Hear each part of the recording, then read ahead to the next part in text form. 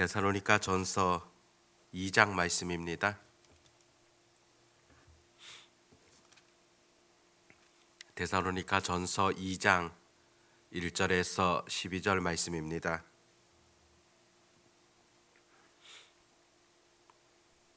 같이 하나님 말씀 읽도록 하겠습니다. 형제들아, 우리가 너희 가운데 들어간 것이 헛되지 않은 줄을 너희가 친히 아나니, 너희가 아는 바와 같이 우리가 먼저 빌립보에서 고난과 능욕을 당하였으나 우리 하나님을 힘입어 많은 싸움 중에 하나님의 복음을 너희에게 전하였노라. 우리의 권면은 관사함이나 부정에서 난 것이 아니요 속임수로 하는 것도 아니라 오직 하나님께 옳게 여기심을 입어 복음을 위탁받았으니, 우리가 이와 같이 말함은 사람을 기쁘게 하려 함이 아니요 오직 우리 마음을 감찰하시는 하나님을 기쁘시게 하려 함이라. 너희도 알거니와 우리가 아무 때에도 아첨하는 말이나 탐심의 탈을 쓰지 아니한 것을 하나님이 증언하시느니라. 또한 우리는 너희에게서든지 다른 이에게서든지 사람에게서는 영광을 구하지 아니하였노라. 우리는 그리스도의 사도로서 마땅히 권위를 주장할 수 있으나 도리어 너희 가운데서 유순한 자가 되어 유모가 자기 자녀를 기름과 같이 하였으니, 우리가 이같이 너희를 사모하여 하나님의 복음뿐 아니라 우리의 목숨까지도 너희에게 주기를 기뻐함은 너희가 우리의 사랑하는 자 됨이라. 형제들아, 우리의 수고와 애쓴 것을 너희가 기억하리니 너희 아무에게도 폐를 끼치지 아니하려고 밤낮으로 일하면서 너희에게 하나님의 복음을 전하였노라. 우리가 너희 믿는 자들을 향하여 어떻게 거룩하고 옳고 흠없이 행하였는지에 대하여 너희가 증인이요 하나님도 그러하시도다. 너희도 아는 바와 같이 우리가 너희 각 사람에게 아버지가 자기 자녀에게 하듯 권면하고 위로하고 경계하노니, 이는 너희를 부르사 자기 나라와 영광에 이르게 하시는 하나님께 합당히 행하게 하려 함이라. 아멘. 데살로니가 전서 1장 말씀에서는 특별히 바울이 데살로니가 교인들을 향하여서 너희들은 하나님 앞에서 여러 일들을 행함에 있어서 본이 되라는 것을 강조하는 것을 보게 되어졌습니다. 사실 이 믿음의 본이라는 것 참 중요하지 않습니까? 사람은 보고 배우는 측면이 강하다고 보여집니다. 어떤 사람이 하는 것을 보면서 또 따라하게 되어지고, 그러면서 자동적으로 배워가는 것이지 않습니까? 그런 점에서 먼저 믿은 성도들은 나중에 또 신앙생활을 하게 되어지는 그런 사람들 앞에서 믿음의 본을 보이는 것, 이것이 얼마나 중요한가를 잊지 마셔야 됩니다. 사실 부모가 자녀에게 교육함에 있어서도 어떤 것보다 중요한 것, 바로 이 본을 보이는 것이지 않습니까? 어떤 말보다도 소중한 것이 그런 믿음의 행위라고 볼 수 있고, 또 믿음의 본을 보게 되어지는 그것이야말로 중요하지 않겠습니까? 오늘 2장 말씀 속에서는 바울은 데살로니가 교인들을 향하여서 과거 그곳에서 복음을 전할 때를 기억하면서 적고 있습니다. 특별히 오늘 본문 속에서는 바울이 복음 전파자로 살아감에 있어서 어떤 자세를 가졌던가, 또 어떤 자세가 중요한가, 그것을 가르쳐 주는 것을 보게 되어집니다. 이 말씀은 여전히 우리들도 이 땅을 살아나가면서 이와 같은 자세로 살아가야 된다는 것 또한 가르쳐 주시는 그런 말씀이다 여겨집니다. 한 4가지 정도 살펴볼 수 있는데, 첫 번째는 바울은 하나님을 힘입어서 내가 이 일을 하고 있다, 그런 생각들을 갖고 있었습니다. 2절에 보면 너희가 아는 바와 같이 우리가 먼저 빌립보에서 고난과 능욕을 당하였으나 우리 하나님을 힘입어 많은 싸움 중에 하나님의 복음을 너희에게 전하였노라. 바울이 복음을 전하는 가운데 여러 고난들, 아픔들이 있지 않았습니까? 또 2절에서도 보면 내가 빌립보에서 받았던 그 고난과 능욕이 있었다. 그렇게 지금 고백하고 있는데 빌립보에서 당하였던 그 아픔들, 그것은 어떤 것이겠습니까? 사도행전 16장 말씀을 보면 바울이 빌립보 지역 그곳에 원래 가려고 했던 그런 목적은 아니었습니다. 그런 특별히 복음 증거하는 가운데 동쪽 지역 아시아 쪽으로 가기를 바랬었는데 밤에 마게도냐 사람이 손짓하는 환상을 보게 되어집니다. 그래서 하나님께서 그 마게도냐 쪽으로 인도하신다. 그것을 깨닫고서는 마게도냐로 향하게 되어졌고 마게도냐 지역의 첫 성이 바로 빌립보 성이라 볼 수가 있습니다. 그런데 그 첫 성읍이었던 빌립보 지역에 들어가서 자색 옷감 장사였던 누디아라는 여인을 만나게 되어지고 또 그곳에서 효과적으로 복음이 잘 전파되어질 것이다. 그렇게 생각했었습니다. 이후에 귀신 들린 여종의 그 귀신을 쫓아내 주었는데 결국 그 일을 통하여서 감옥에 갇히게 되어지는 그런 신세가 되어졌습니다. 많은 매도 맞게 되어졌고 또 발은 착고에 채워져서 꼼짝도 할 수 없이 그 빌립보에서 감옥에서 밤을 맞이하게 되어집니다. 그럼에도 바울과 또 함께하였던 실라와 더불어서 그 감옥 안에서 찬미하며 하나님 앞에 기도하게 되어집니다.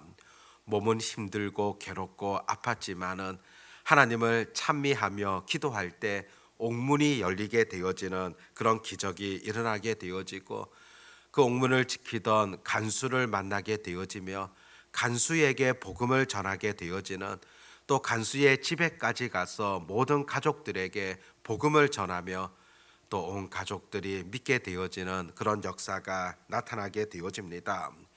결과적으로 본다면은 분명한 하나님의 인도하심이 있었다고 볼 수 있습니다. 그 간수와 그의 가족들을 구원코자 하셨던 분명한 하나님의 뜻이 있지 않았습니까? 그런 경험들을 통하여서 2절에 보았듯이 바울이 분명하게 경험했던 것, 하나님의 힘으로 모든 일이 되어진다는 겁니다. 내 힘으로, 내 능력으로, 내 지혜로 되어지는 것 아니라 이 복음 전파라는 것은 하나님의 힘으로 되어진다는 것 분명하게 고백하게 되어집니다.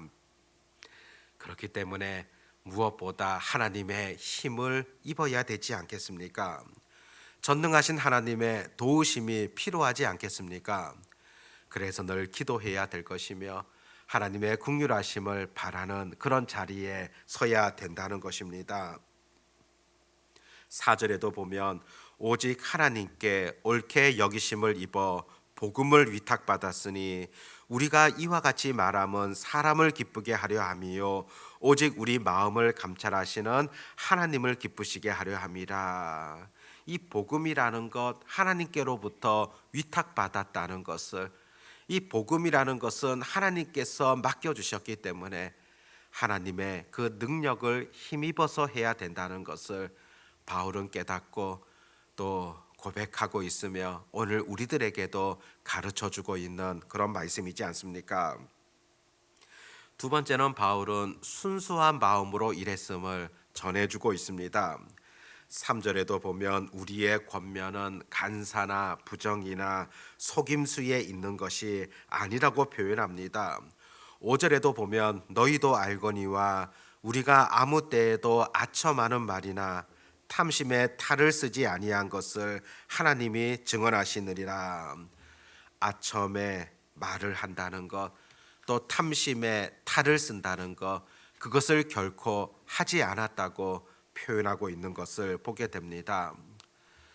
사도 바울의 그 복음 전파의 동기라는 것 아주 순수하지 않습니까? 실제로 탈이라는 것은 어떤 겁니까? 자기 본연의 모습을 숨기기 위하여서 탈을 쓰게 됩니다. 아첨한다는 것도 자기 본 마음을 속이는 것이라고 볼 수가 있습니다. 그런데 이 복음이라는 것은 그 자체가 깨끗하고 순수하기 때문에 이 순수한 복음을 전하는 자의 자세 또한 순수해야 된다는 것을, 깨끗해야 된다는 것을 가르쳐 주고 있습니다. 어떤 특별한 동기와 특별한 목적을 가지고 내가 무엇인가 얻기 위하여서 복음 전파자가 되어진다. 이것은 바르지 못한 겁니다. 실제로 예수님 당시에 이중적인 목적을 가졌던 바리새인들을 보십시오. 그 바리새인들을 바라보셨던 예수님께서 그들을 향하여서 너희들은 회칠한 무덤과 같다, 그렇게 책망하였습니다. 무덤이라는 것이 어떻습니까? 그 속은 죽은 사람들의 뼈가 가득하고 시체가 썩어 있지 않습니까? 그런데 그 무덤에다가 바깥쪽에는 보기 좋도록 회를 칠한다는 겁니다. 즉 회칠한 무덤이라는 것은 속과 겉이 다르다는 것이지 않습니까? 예수님 바리새인들을 향하여서 바로 너희들이 겉과 속이 다르다는 것을 말하는 것은 거룩한 척 말하고 있지만은 너희들의 삶과 행동은 그렇지 못하다는 것을 예수님 경고하며 그렇게 책망하신 것이지 않습니까? 그런 점에서 순수한 복음을 전하는 자들, 순수함으로 하나님의 일을 감당해야 된다는 겁니다. 사실상 이 시대를 보면은 얼마나 복잡한 그런 시대입니까? 세상적인 엉뚱한 목적을 가지고서, 다른 목적을 가지고서 그렇게 살아가는 사람들도 많이 보게 되어집니다.